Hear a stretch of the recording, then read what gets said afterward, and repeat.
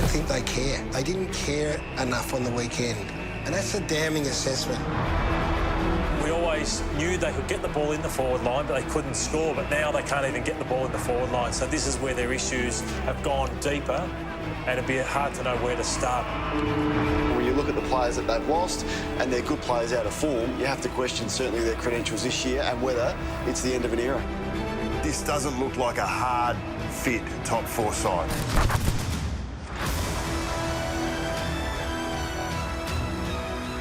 It makes for a heightened atmosphere as we all head to the MCG next Monday for the King's birthday. Big Freeze 10 and Collingwood and Melbourne in the main event thereafter. Riley West has been cleared at the tribunal, so he is free to play. He has beaten his one-match ban. Our players are with us tonight. They're going to be part of it on Monday. Josh Dacos, great to see you, Josh. Thank you for having me. Christian Petracca, we've shared so many good times together. We're just on the wrong end of it at the moment when you're in, so welcome. Thank you very much. Doom and gloom? How did you... Yeah, you could say that, I guess. Yeah, it was a tough loss. So when you're sitting there at the end in the change rooms and you know you're 100 points down late, can you recall what's ticking through your mind at that stage? Yeah, a little bit of helplessness. Like just that feeling when you're out there, you just feel like everything's going wrong in all facets of the game. So offence, defence and contest. You know, I think we lost contest by -45 and gave up 141 points, which I think is the most in Goody's time as coach. So it's definitely not the way we want to play, obviously. And I think it's more just that Melbourne identity. Like when we lose games, we've lost it by actually still playing and competing with that grit and determination, where I just felt like on the weekend we probably didn't have enough of that from the start. Have you able to work out why?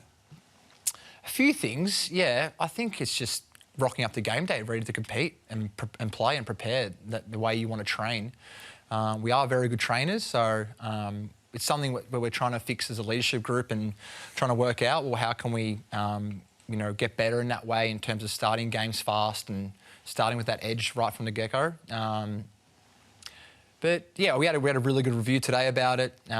Goody is absolutely amazing with keeping things really simple and constructive and talking about whether we win or lose, it's all about the process. And we understand it's a long, long season. And at the moment, we've lost a little bit of our identity, but there's still 11 games to go, and it's all about improving till the end of the season. Is there trouble, people are talking about the changing tactics and the style of football that you're playing this year?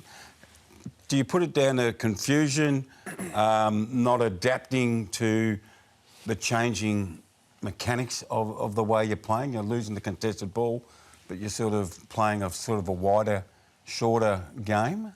Yeah, I think obviously there's no doubt from the last couple of years how we've lost both finals is probably from just bombing it in there and hoping our forwards mark the ball and probably relying too much on our contest. So, I got to give credit to where credit's due, the coaches and trying to adjust the game plan and trying to evolve in different ways, trying to just get better in every facet of our game.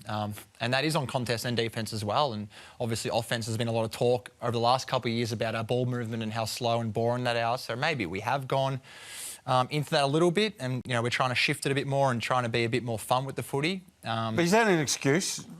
I know that's a change of style of football. Well, I guess... Can you use that as an excuse? Because that was as poor as we've seen from Melbourne for 6 years, No, and I'm not saying that. I'm not saying that our ball movement was the reason why we lost by 93 points. As I said before, our determination and grit and our contested stuff was poor, both aerially and on the ground. And I'm one of the leaders of the footy club, and I need to be doing a better job of that in those times. And during frustration, we need to be able to come out of ourselves and actually play more as a team. And yeah, it was good. I think today was a really good reflection day and a good learning day. We had Neil Danaher come speak to us, so I felt like it was a good time to kind of, I guess, rewrite and start again and focus on Collingwood this week. So we'll ask you both about Neil's visits as we go through. Just on Gary Lyon's observation that he felt it didn't mean enough to you, didn't mean enough to you for each other and for the contest. Are we entitled to draw that conclusion from what we saw on Sunday? I disagree with what Gary's saying in terms of it didn't mean enough. Yeah, the contest and area stuff like that is something that we pride ourselves on, and yeah, I guess I could say it was quite... Being out there, I felt embarrassed, to be honest, the way we were playing. But in terms of saying it doesn't mean enough to us, that's not the case at all. No, we've got a very very connected, very group that's willing to learn and develop and learn and get better. And like a lot of these stuff is just simple fundamentals that are putting ourselves under pressure and actually opening the game and putting more stress on us on defence. So these are things that, you know, are quite easy to control with our ball movement. You know, they're just missing simple handballs. Like I missed a few kicks, bombing it in there, missed a few handballs. You know, I wasn't tackling hard enough. So there's things that in my game that I can control. But Gary saying that about myself and stuff, that's not the case at all, no. Is it odd to be talking like this? I mean, the Melbourne Football Club for quite a lot of years now have been hard to play against. You play a tough brand of football. You play to the death. Be sitting here talking like that, it's like you're talking about a foreign team in some ways. Yeah, it does feel a bit weird. Like probably the first 3 or 4 years of my career, I probably felt a little bit like that. You know, you have some early losses and I guess you feel a little bit like that. But I feel like for me, I'm quite a half glass full type guy. For me, every challenge that's faced or every thing that comes with adversity is a challenge and an opportunity to focus on the next week. So for me, I feel like sometimes everything happens for a reason. We had to have this situation to give us a bit of a reality check and, you know, we can focus on what we need to control and no bigger game than against Collingwood for King's birthday. And are you rock hard fit? Have you done the work collectively for the grind of the season? Yeah, we have, definitely. Yep.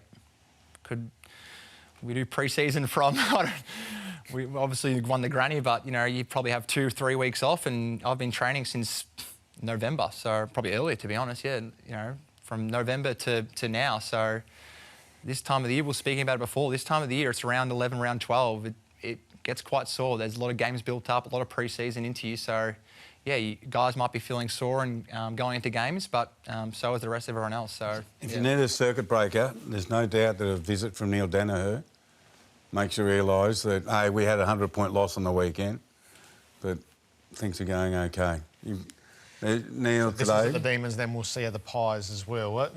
Tell us about this day when Neil comes into the inner sanctum. Yeah, it was honestly amazing and such amazing timing too. After the day we had, that Neil comes in and it just gave me personally so much perspective on my life and how grateful and lucky I am to be able to be here and be able to walk and, you know, have friends and family that I can communicate with and talk to. And Neil is just an incredible, selfless person and always speaks about, you know, to us about it's not what you say, it's what you do, and it's, you know, it's about your actions. And in times like us at the moment with adversity, people, as it's a human feeling, people tend to become more selfish and worry about themselves, but it's about coming out of yourself. And, you know, what him and the family have done for MND is just truly remarkable. 95 million raised, Beck was saying, his daughter, just inspirational.